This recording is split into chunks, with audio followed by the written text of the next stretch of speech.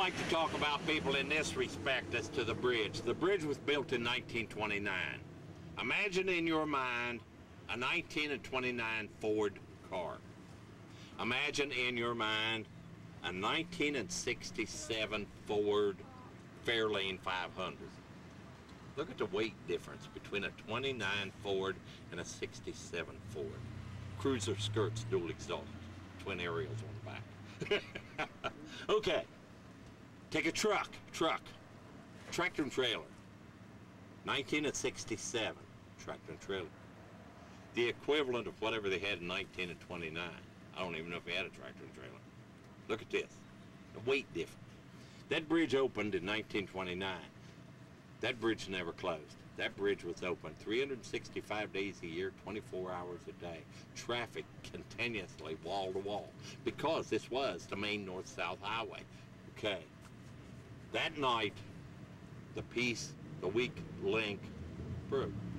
My buddies sitting here said, you know, in the movie, Richard Gere runs up, knocks on everybody's window, get out of the car, bridge will fall, bridge will fall. He said, I'll tell you what, he said, from the time that bridge took one buckle until it was down, it was so fast, he said, I wouldn't have had time if we'd have been in the car together, I wouldn't have had the time to turn to you and said, bye. He said, that's how fast it happened. He said, 1 second it was there, and the next second it was gone. Those people couldn't respond, they couldn't do anything. It all caved in. When they took the cars out, they took part of them across the river, across the Kanawha River in a field down here. The rest of them they took across the Ohio River into Ohio and piled in a field over there. I saw the cars. They were like this tall. They were like this tall. I mean, it was just like putting a penny on a railroad track is what it reminds me of. They were so mashed, you couldn't get them any flatter, I don't think. Every one of them. I mean, they were just mangled and mashed and tore all to pieces, and you couldn't tell what kind of cars they were. 44 people were found, a little girl and a woman. Not her mother, not related, but a little girl and a woman were never found. Okay, Eddie. Is there anything else about anything that you'd like to know about that I didn't tell you? I can't. I've made so many tours in the last 2 days, I want to say. I saw something I just have to ask. Sure. How did the prison explode? Oh, the jail. Yes. The jail right here. Okay. Actually, what happened was there was a young couple. They were 17 years old. They were married. They had an infant child, little baby. Baby was just a few weeks old. They lived somewhere up close to the TNT area in a mobile home. I remember seeing it on the news. Now you got to remember, they're 17 years old. The baby is really sick. The boy has some kind of a menial job that he works at, so he went off to work. He was gone all day long. He was gone like 10 hours. This young girl had to take care of this baby all day by herself, and the baby was continuously crying. I don't know whether it had a flu, a stomach virus, but it had some kind of an illness like that. Baby would not stop crying. The mother was just getting so overwhelmed with it. When her husband came home, she said, you've got to do something. And he said, I'll run and get medication, and then when I get back, I'll help with the baby. He came to town to either to the hospital, drugstore, I don't know what, but anyway, while he was gone, she's trying to comfort and quiet the baby. She suffocated the baby, trying to get the baby to stop crying. Okay, the sheriff comes. They got to investigate. They put the young lady in jail. 2 days later, her husband shows up at the jail. He's carrying a suitcase. He said, my wife's been in jail now for 2 days. She's still wearing the same underwear she had when you arrested her. I've brought her clean clothes. Please let me in to see my wife and give her the clothes. Well, I'm not exactly sure how it came about, but yes, he ended up in the cell with his wife.